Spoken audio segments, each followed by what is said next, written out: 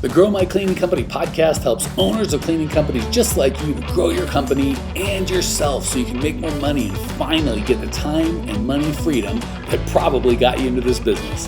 Discover how to automate and create systems that allow you to grow like crazy without losing control. If you dig the show and want to show some love, subscribe, rate, and review on iTunes. It really helps. Enjoy the show. Question: deciding to hire employees or partner with independent contractors. With the projected increase in new clients, I will need one or the other ASAP. I have experience with both. Looking for your input. Yeah, really good question, Dante.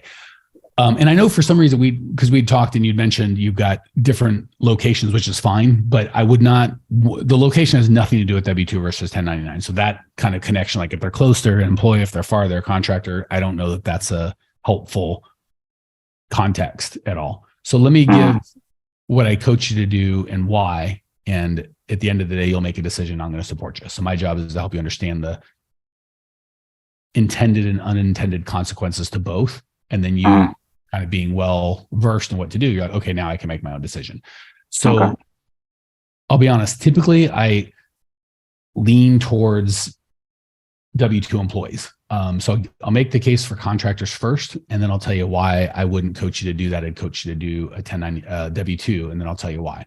So the only benefit really to 1099 contractor is the flexibility and the savings of payroll tax and workers' compensation. But the reality is I'm not comfortable having someone out in the world that doesn't have workers' compensation. Like Lindsay is a contractor for us, because I think she legally is one, but she just says, you know what I'm saying? If I was actually asking her physically go places in the world and do things with her body, I would want workers' compensation insurance, just because God forbid she got hurt when she was doing something for me.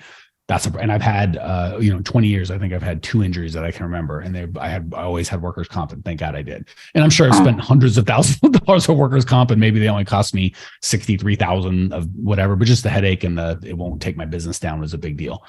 So if I was going to go 1099, and the whole thing is technically like, well, they're supposed to get their own workers' compensation insurance. It's like, they make $14 an hour, dude. What's the likelihood they're going to have work? Zero. None of them are going to have. So really, and you don't have to feel the same way I do, but if you do feel the same way I do, and you're like, I got to have workers' compensation.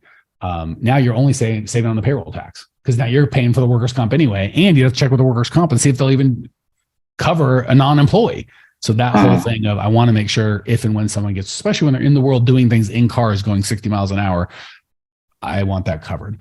So, and by the way, you don't want to sell against someone with W-2 employees. If you got 1099s, you will get crushed. You are commercial, correct? Residential. Okay. Not as scary, but still scary. Okay. The homes we have are $1 million homes and up. I don't know what we pay for cleaning. Frankly, I don't care. If they sent illegal people in here that could get hurt on my thing and they weren't insured, I know I'm the first to get sued, because they just go wherever the money is. So the owner of the cleaning company is going to get sued, and I'm going to get sued, and I'm probably going to sue the owner of the cleaning company going, you should have protected me. That's a mess. So when you're dealing with low value people who I'm not going to coach you to do, they might be like, well, $300 instead of $350, but you have, that fine. But the people whose houses you really want to be clean are like, I need insurance. I need legit deal. I need everything above board. If they're going to be in my house, I don't want any fooling around. I don't really care about the price. So you're going to attract the wrong people with contractors. And if they find out what you're doing, and if they understand, like, wait a second, I have now liability because of this guy, that's not a good look. So that's a big reason. So the only benefit for 1099 is it saves you money. And the only way it saves you money is workers' comp, which to me wouldn't save money, because I'm going to buy them workers' comp anyway, because I don't trust them to buy their own. If it's a $200,000 contractor, a high level contractor, that's like an adult, and they're really, they can buy their own. But if it's a $12, $13, $15 an hour laborer, I have zero expectations they're going to get a workers' compensation insurance policy for themselves. Okay.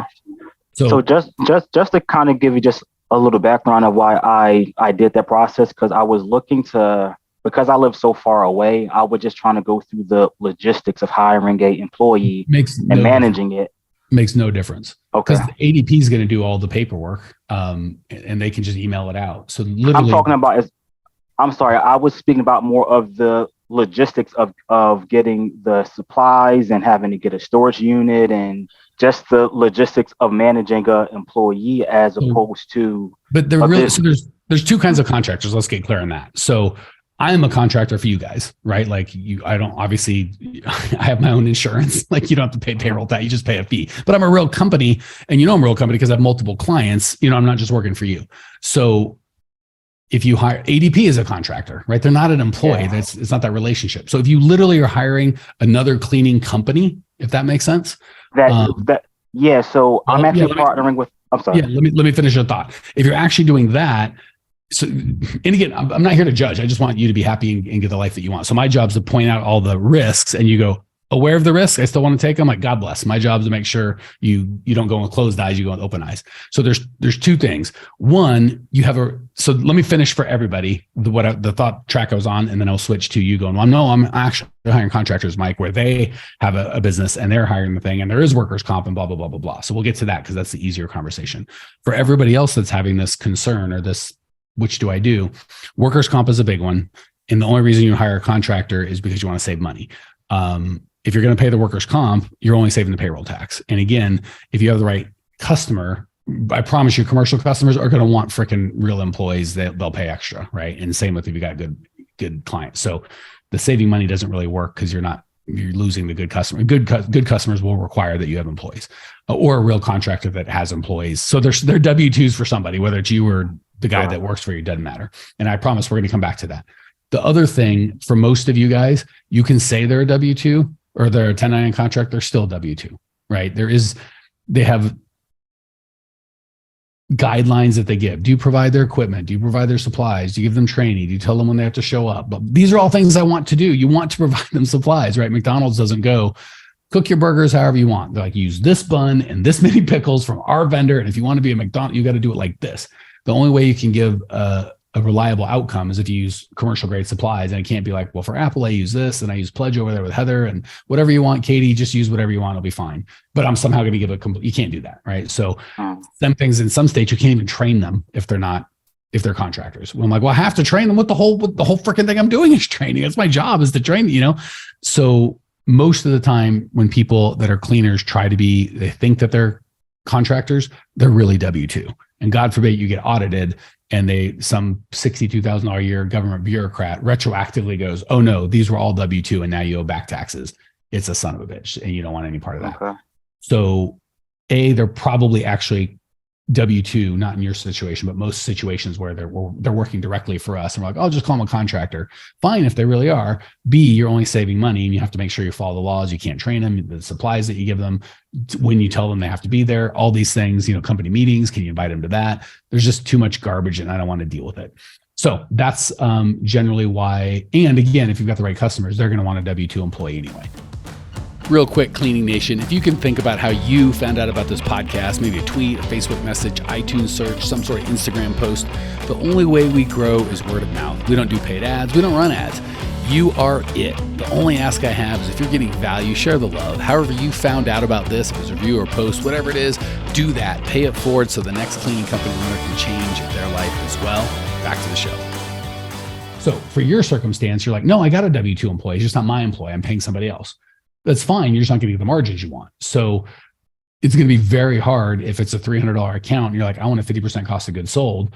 You're not going to get your cost of goods sold. So now you're out of the cleaning business and you're kind of in the marketing business or the contracting business and the tough business to be in. There's just not enough meat to go around where you can start splitting contractor, you know what I'm saying? Split margin between, the guy that you're contracting with, he's got to get some margin. The guy's got to get paid. And it's not that fat of a business where there's that much margin to go around. So I'd have to look at your customer profitability. What's your average gross profit percentage on your contracted people? Well, we do a 60-40 split. So basically I just pay them. What's that?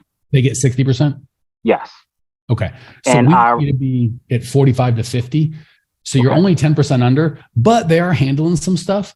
So I'd probably once again, I'm not doing any training. I'm not supplying. Yeah. I'm actually I actually present it to them as if I'm just getting them, new deals and the leads are closed. I handle the customer service. It's not a business I'm going to want to scale and put all my net worth and equity in, because at some point they're just going to go, what the hell do I need you for? And they'll steal your cut. And you can have them sign agreements all you want, but good luck.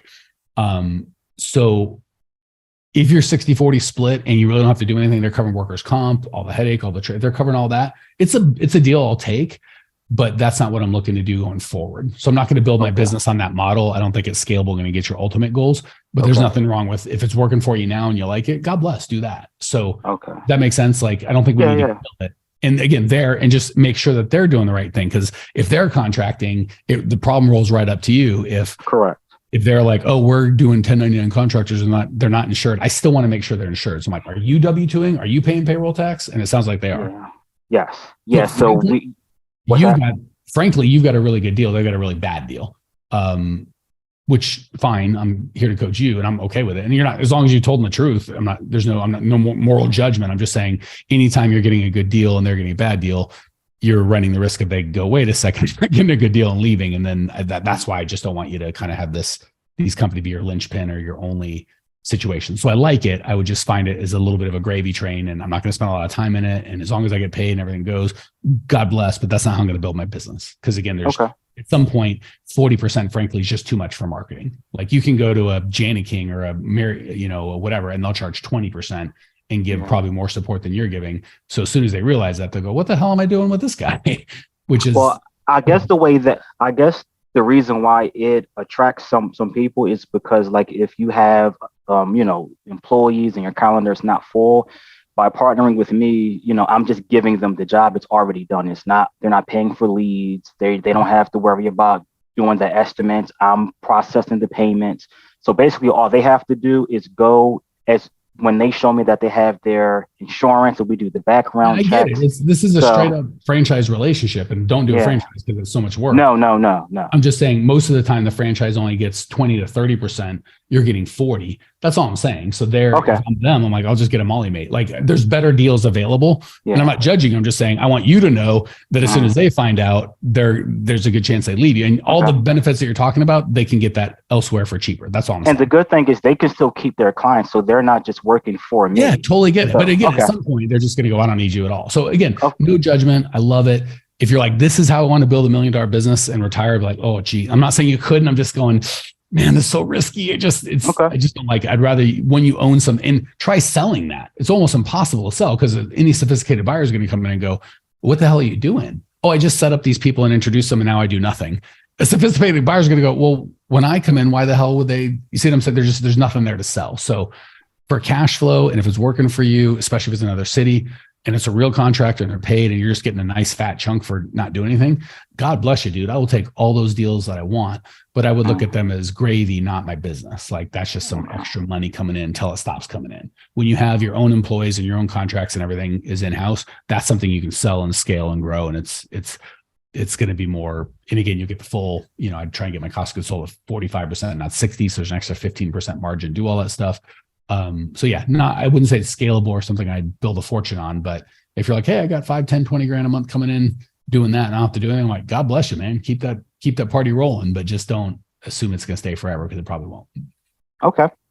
Cool. But I like it. And that's a very specific, and just to be 1,000% sure, they are W-2 employees for the person you're contracting with, and they do have workers' compensation, the physical cleaners, or are they going directly through? There's a middleman that has the liability is what I'm asking.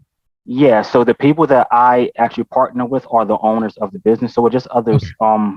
And you're making business. Do they provide you with workers' comp statements? Like, hey, here's a thing showing that I have a policy and these people are covered. I make them provide me with the general liability insurance. I don't make them provide me with the freaking workers' comp. Workers' comp. Okay. 1,000%.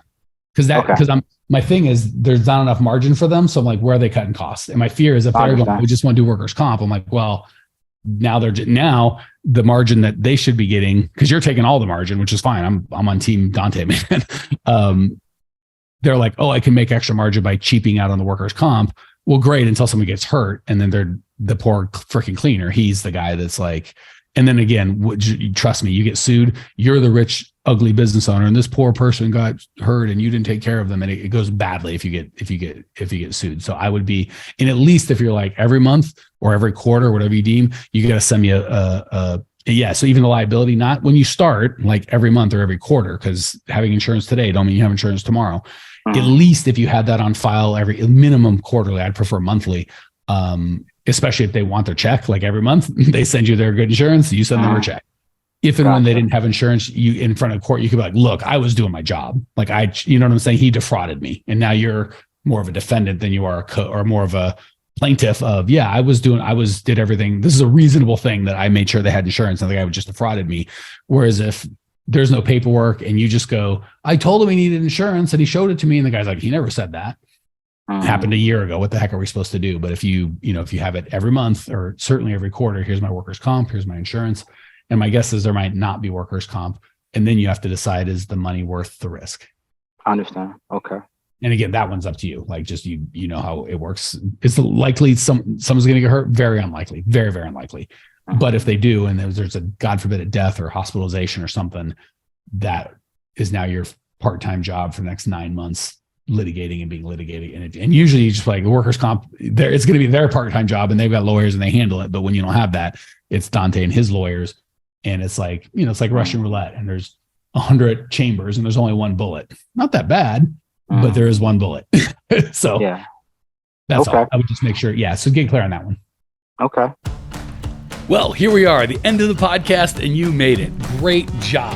I've got a little bonus for you for sticking through with me. But like I mentioned before, if you got value out of this podcast and you want to show a little love, subscribe, rate, and review on iTunes, Spotify, wherever the heck you're listening to this thing. Share it with a friend. Share the love. And as a special thank you for those of you that stuck with me to the end, how about I give you my personal phone number so we can text? It's a great way for me to get to know you, your business, your goals personally. So shoot me a text now, 602-932-6431. 602-932-6431. I am the only one who responds to these texts, and I will personally respond to everyone I possibly can as long as this number is manned. Don't know how long we're going to keep this at the end of the podcast, so grab it now, 602-932-6431. Give me a text, say hey, can't wait to meet you.